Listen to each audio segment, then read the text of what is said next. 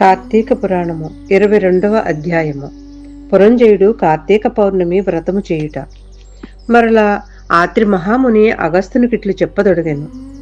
పురంజయుడు వశిష్ఠుల వారు చెప్పిన ప్రకారము కార్తీక పౌర్ణమి రోజున శుచి అయి దేవాలయమునకు వెళ్లి శ్రీమన్నారాయణుని షోడశోపచారములతో పూజించి శ్రీహరిని గానము చేసి సాష్టాంగ నమస్కారములు చేసి సూర్యోదయము కాగానే నదికి పోయి స్నానమాచరించి తన గృహము కరిగెను.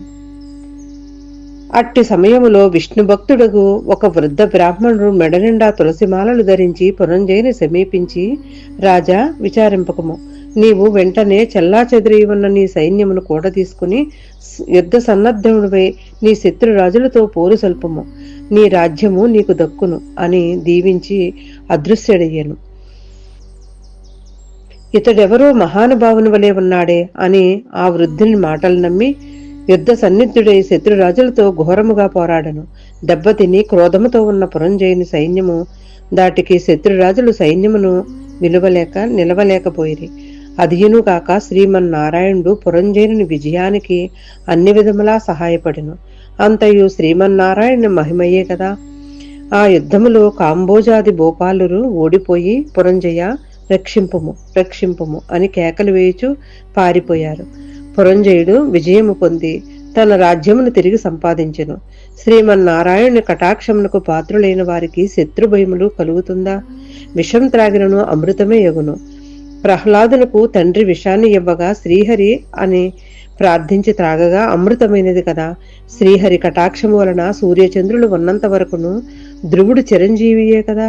హరినామస్మరణ చేసిన వారికి శత్రువు మిత్రుడగును. అధర్మము ధర్మముగా మారును. దైవానుగ్రహము లేని వారికి ధర్మమే అధర్మమగును. త్రాడు పామై కరుచును. కార్తీక మాసమంతయు నదీ స్నానం అన్నరించి దేవాలయములో జ్యోతిని వెలిగించి దీపారాధన చేసినచో సర్వ విపత్తులను పటాపంచలగును. అన్ని సౌఖ్యములు సమకూరును. విష్ణుభక్తి కలిగి శ్రద్ధతో ఆ వ్రతమాచరించి వారికి ఏ జాతి వారినైనా పుణ్యము సమానమే. బ్రాహ్మణ జన్మమెత్తి సకల శాస్త్రములు చదివి కూడా విష్ణుభక్తి శూన్యమైనచో శూద్రకులములో సమానమగును. వేదాధ్యాయము మనరించి దైవభక్తి కలవాడే కార్తీక వ్రత నుష్ఠాన సత్పురుషుడై వైష్ణవోత్తముని హృదయ పద్మమున భగవంతుడును సంసార సాగరముత్తరించుకుని దైవభక్తియే సాధనము. జాతి భేదముతో నిమిత్తము లేదు. విష్ణు భక్తి ప్రభావము వర్ణనాతీతము. వ్యాసుడు, అంబరీషుడు, సౌనికాది మహారుషులు మరెందరూ రాజాదిరాజులు కూడా విష్ణు భక్తుచే ముక్తి నొందిరి. శ్రీహరి భక్తవత్సలుడు, సదా పుణ్యాత్ముడు, కంటికి రెప్పవలే కాపాడుచుండును. ఎప్పటికైనను శక్తి లేని ఎడల వారు తమ ద్రవ్యమును వెచ్చించి అయినను మరి ఒకరి చేత దానధర్మములు వ్రతములు చేయించవచ్చును. శ్రీహరి భక్తులు అన్యోన్య సంబంధికులు.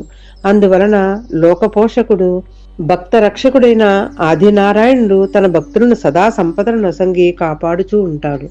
శ్రీమన్నారాయణుడు సర్వాంతర్యామి, 1000 సూర్య భగవానుల తేజస్సు గలవాడు, నిరాకరుడు, నిర్వికల్పుడు, నిత్యానందుడు, నీరజాక్షుడు, 14 లోకములను తన కుక్షియందుంచుకుని కాపాడుచున్న ఆదినారాయణుడు. అటువంటి శ్రీ మహావిష్ణువునకు అతి ప్రీతమైనటువంటి కార్తీక మాస వ్రతమును భక్తి శ్రద్ధలతో ఎవరు చేయుదురో వారి ఇంట శ్రీ మహావిష్ణువు లక్ష్మీ సమేతుడై వెలగగలడు.